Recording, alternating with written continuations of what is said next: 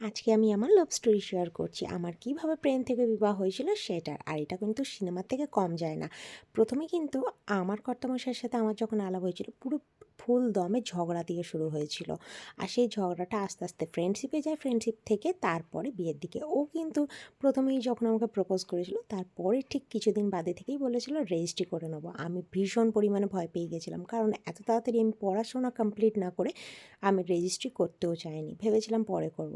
এদিকে আবার ভয়েও ছিলাম যে বাড়িতে কিভাবে কি বলবো। তো যাই হোক, পরে ধরা পড়ে গেছিলাম ঠিক এই টাইমে। আরেকটা কথা বলিনি, আমি আর আমার কর্তামশাই কিন্তু 2 বছরের ছোট বড়। ও যেহেতু 2 বছরের আমার থেকে বড়, তাই আমাদের মধ্যে একটু খুনসুটিটা বেশি হতো। আর এখানে দেখো একটা শাড়ি দেখতে পাচ্ছ, সরস্বতী পুজোয় ব্লু কালারের যে শাড়িটা দিয়েছে, এই শাড়িটা দেওয়ার পর আমার বাড়ি থেকে জানতে পেরেছিল যে আমি কিছু একটা গড়বড় করছি। তো সেই জন্য আমাকে নিয়ে চলে গেছিলো আমার পিসিমণির বাড়িতে, কিছু ঠিক 2 থেকে 4 দিনের মাথায়।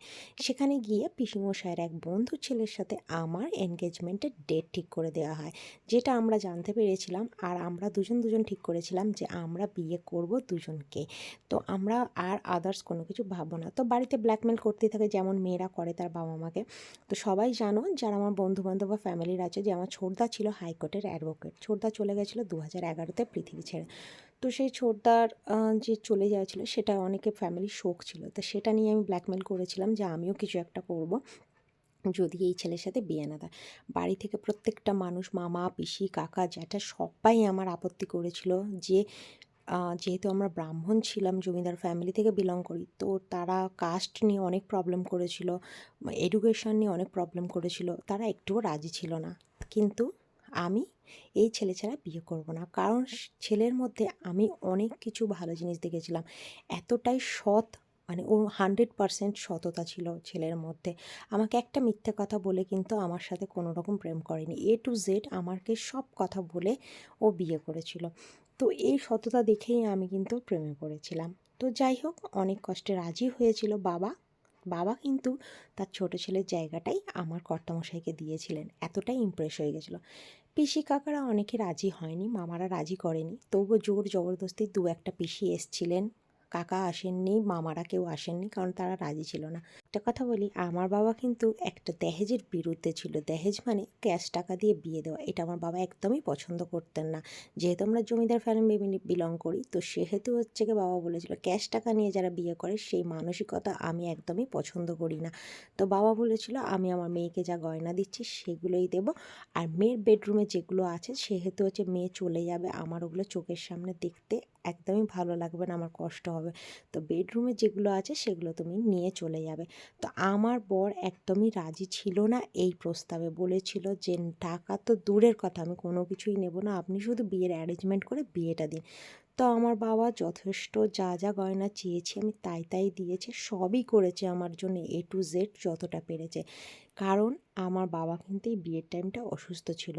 আর এত তাড়াতাড়ি বিয়ে আমি করতে চাইনি, বা আমার ফ্যামিলি থেকেও কেউ দিতে চায়নি, কারণ তখন আমার পড়া কমপ্লিট হয়নি। বাবা সেই সময় অসুস্থ হয়ে পড়ে। আর আমার শ্বশুরবাড়ি থেকে, মানে আমার শাশুড়ি এসে বলেছিলেন যে আমাদের গ্রামের নিয়ম আছে যে রেজিস্ট্রি করার পর বিয়েটা এরম ফেলে রাখতে নেই। তো 6 মাস যেহেতু হয়ে যাচ্ছে, একটা বিয়ের ডেট ঠিক করুন, করে বিয়ে দিয়ে দেওয়া। তো শ্বশুরবাড়ি থেকে প্রেশারাইজ করা হচ্ছিল বলেই বাবা বলল ঠিক আছে, তাহলে আমিও তো অসুস্থ হয়ে পড়ছি, কবে বলতে কি হয় না হয়, বিয়েটা করে নাও। যেহেতু আমাদের রেজিস্ট্রি হয়ে গেছিলো, তো আমি ভেবেছিলাম আরও 2 বছর টাইম নেব, বাট আমাকে শ্বশুরবাড়িতে টাইম দেওয়া যেহেতু হয়নি, ওদের গ্রামের নিয়ম ছিল, আমার শাশুড়ি এসে বলতে আমাদের বিয়ের ডেট ঠিক করে দেওয়া হয়েছিল। তো আমি অনেকটাই কষ্টে ছিলাম। এই সময় অনেক মেয়ে এই মুহূর্তটাকে আনন্দ করে, অনেক মানে আনন্দ, নাচ গান অনেক কিছু করে, বাট আমি স্টিল নাও সকাল থেকে সারাদিন কেঁদে গেছি, আর একটা টেনশন বুকে নিয়ে চলে গেছি। কারণ এইভাবে আমি, ইভেন আমার যখন শ্বশুরবাড়ি থেকে তত্ত্ব আসে, আমি নিজে হাতে শঙ্খ নিয়ে বাজাতে বাজাতে চলে গেছিলাম। আমার দাদা কানটি ধরে আমাকে টেনে এনে বলেছিল, এটা হয়তো সবাই দেখছে, আমার বাপের বাড়ির লোকেরা ভিডিওটা, তারা সব জানে। বলেছিল দাদা তোর বিয়েতে তুই এক্সাইটেড হয়ে কোথায় যাচ্ছিস, মানে আমার মাথা তখন কাজ করছিল না। আর আমি এতটা কেঁদেছিলাম আমার সিঁদুর দানের সময় যে আমার সব মেকআপ গলে গেছিলো।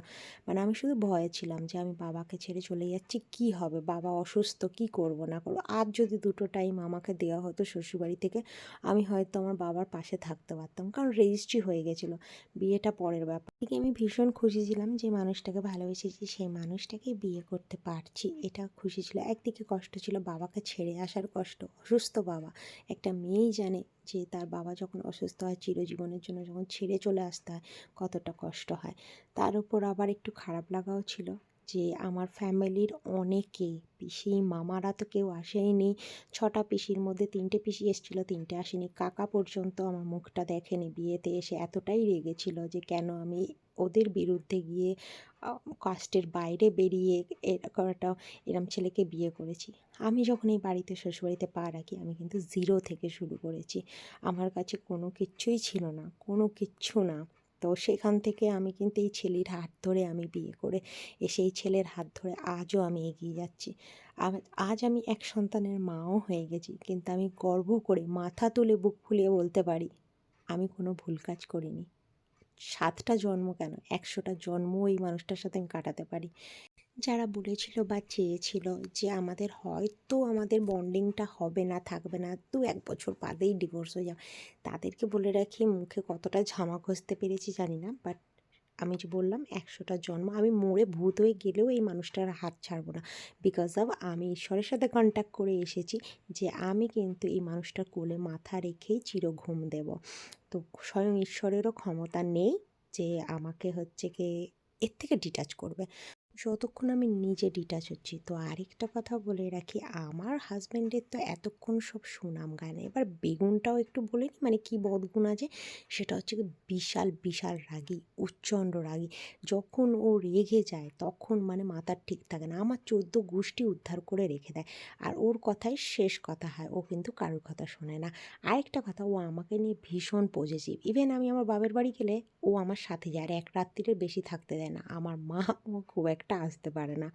তো আরেকটা কথা বলি, অনেকের ধারণা শ্বশুরবাড়ি থেকে অনেক জিনিস হয়তো ও নিয়ে নিজের পায়ে দাঁড়িয়েছে কারণ এইরকম ফ্যামিলির মেয়েকে বিয়ে করেছে।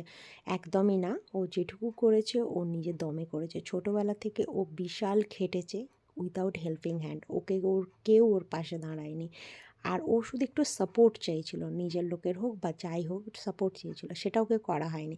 আর ও স্টিল নাও এখনও খেটে যাচ্ছে, নিজের দমে ও যেখানে দাঁড়িয়ে আছে সেটাও নিজের দমে দাঁড়িয়ে আছে, নিজেই করেছে।